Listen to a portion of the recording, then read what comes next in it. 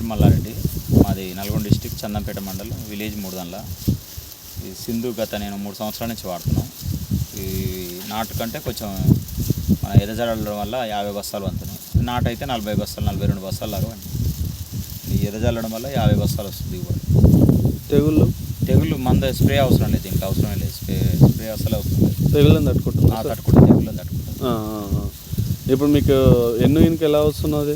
ఎన్నుగిన బాగుంది. పిలకలు ఎలా ఉన్నాయి? పిలకలు గిన మంచిగా వస్తాయి. ఒక్కొక్క గింజనే వాడేయాలి, వేసుకుంటాం మనం చల్లేటప్పుడు, చల్లేటప్పుడు ఒక్కొక్క గింజ లాగేయాలి.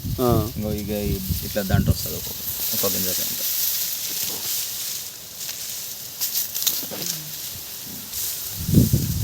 ఫార్మర్స్ అందరూ వేసుకోవచ్చు కదా సార్?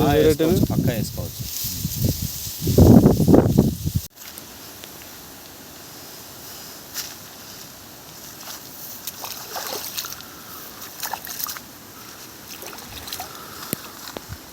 యాసింగ్ ఎక్కువ సింధే పెట్టాలి తెలుసా, సింధు బాగుంటుంది యాసింగ్.